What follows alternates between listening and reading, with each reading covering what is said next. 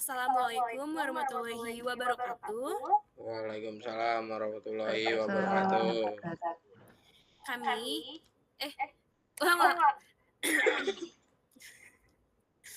Assalamualaikum warahmatullahi wabarakatuh. Waalaikumsalam warahmatullahi Waalaikumsalam wabarakatuh. warahmatullahi wabarakatuh. Selamat malam Pak Reja, selamat malam Kak Kasdos, dan selamat malam teman-teman semua.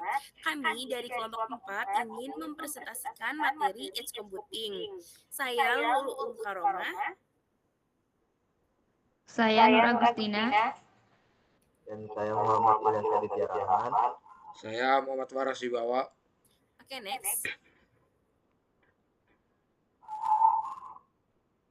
Next lagi. Oke, saya akan membacakan latar belakang dari Edge Computing. Perkembangan teknologi IoT dan perangkat seluler meningkat pesat. Pengolahan data yang terbatas hanya di cloud menimbulkan latensi tinggi dan beban bandwidth yang berat. Diperlukan solusi yang dapat memproses data lebih dekat ke sumbernya agar respons lebih cepat dan efisien. Edge Computing muncul sebagai inovasi untuk mengatasi tantangan ini. Secara sederhana, Edge Computing memindahkan kemampuan komputasi dari pusat data ke tepi jaringan, yaitu dekat dengan lokasi di mana data tersebut dihasilkan, seperti sensor IoT atau perangkat seluler itu sendiri. Hal ini memungkinkan analisis real-time dan pengambilan keputusan instan tanpa perlu mengirim semua data bolak-balik ke cloud. Oke, next.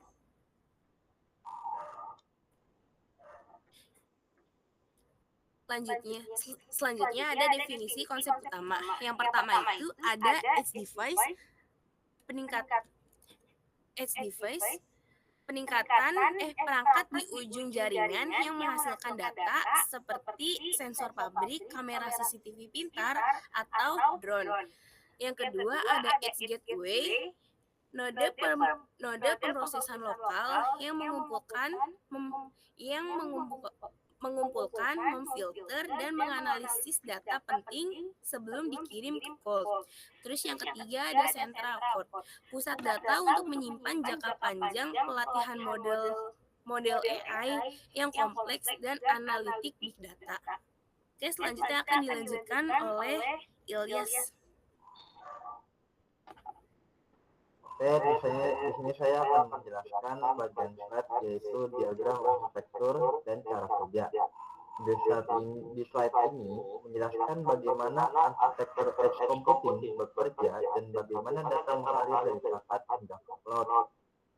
Lalu di diagram yang ada di kiri slide menunjukkan lapisan-lapisan utama dalam edge computing. Yang pertama itu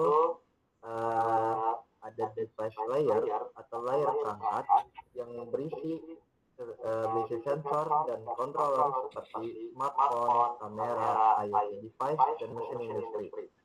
Perangkat ini semua menghasilkan data dari lingkungan atau proses tertentu. Lalu ada yang namanya edge node atau server, atau bisa dibilang edge layer. Ini adalah komputer kecil di dekat lokasi perangkat, yang dimana fungsinya itu disebut local network, menerima data dari perangkat, terus ada data processing, memproses data cepat di lokasi, ada caching dan buffering, lalu ada control respon, memberi respon cepat. Intinya, pemrosesan terjadi sedekat mungkin dengan input data. Lalu di sini ada cloud layer atau lapisan cloud, berisi cloud server sebagai pusat data besar, di mana fungsinya itu buat big data processing, data warehousing, atau analisis jangka panjang. Nah, untuk hal kerjanya, data itu ditangkap oleh sensor. Contohnya, kamera memantau kerumunan, sensor membaca suhu mesin, dan lain-lain. Data diproses secara langsung di edge node, keputusan cepat dilakukan di tempat secara real time, lalu cocok untuk aplikasi seperti mobil otomatis, CCTV cerdas, atau mesin industri. Di sini ada hanya data ringkas yang dikirim ke cloud. Data besar diproses di edge, cloud hanya menerima anomali, hasil akhir atau kesimpulan data. Ini membuat jaringan jauh lebih efisien, mengurangi beban jaringan hingga 60%. Karena data tidak semuanya dikirim ke cloud, hanya bagian penting aja yang dikirim. Lalu kita lanjut ke slide selanjutnya, ada teknologi dan produk utama. Berbagai raksasa teknologi telah mengembangkan platform untuk mendukung ekosistem edge computing, memungkinkan development atau aplikasi dari cloud ke perangkat edge dengan mudah, seperti AWS IoT, AWS IoT Greengrass yang memperluas fungsi AWS ke perangkat lokal, ada Azure IoT Edge menjalankan workload cloud di perangkat IoT. Lalu ada Google Distributed Cloud, solusi edge terkelola penuh. Nah, untuk selanjutnya akan dilanjutkan oleh rekan saya dan Christina. Oke, selanjutnya kita masuk pada analisis kelebihan dan kekurangan. Untuk bagian kelebihan, yang pertama ada latensi sangat rendah, karena proses dilakukan di dekat sumber data, sehingga respon bisa real time. Lalu ada penghematan biaya bandwidth internet, karena tidak semua data itu harus dikirim ke cloud. Lalu ada privasi data lebih terjaga, karena data sensitif tetap diolah secara lokal. Lalu ada operasional tetap berjalan saat offline, sehingga cocok untuk tempat dengan koneksi terbatas. Untuk bagian kekurangan, yang pertama ada kompleksitas infrastruktur yang lebih tinggi, karena banyak perangkat edge yang harus dikelola. Lalu ada biaya perawatan perangkat fisik yang tersebar, khususnya untuk perangkat fisik yang tersebar. Lalu ada risiko keamanan fisik pada perangkat edge, yaitu karena perangkat berada di lapangan, bukan di pusat data yang dijaga ketat.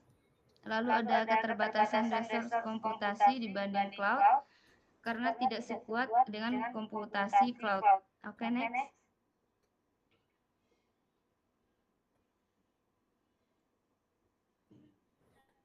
Selanjutnya ada perbandingan dengan teknologi lama.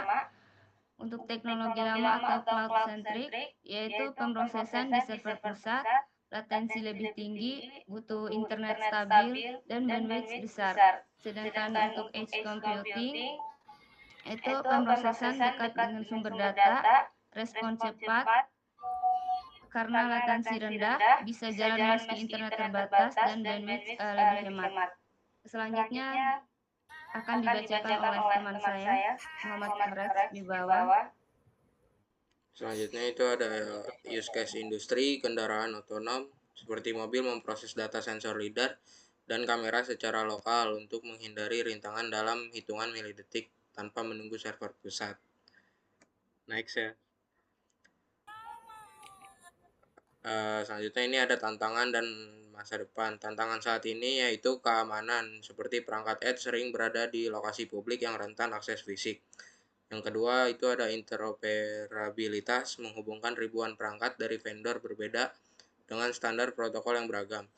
Yang ketiga ada manajemen skala, mengelola update software untuk ribuan node secara bersamaan.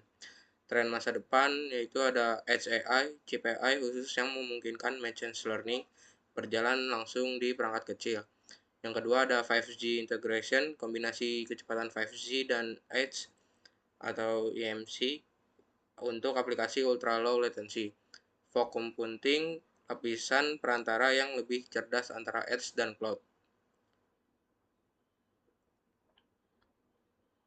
Dilanjut dengan kesimpulan, Edge computing adalah kunci pengolahan data masa depan, mengatasi keterbatasan cloud, tentukan respon yang cepat, efisiensi jaringan, dan penggunaan data secara efektif.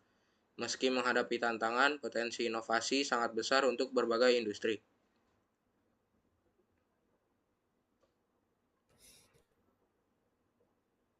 Demikian presentasi dari kelompok 4 yang membawakan materi edge computing. Terima kasih atas perhatiannya. Wassalamualaikum warahmatullahi wabarakatuh. Waalaikumsalam warahmatullahi wabarakatuh. Waalaikumsalam.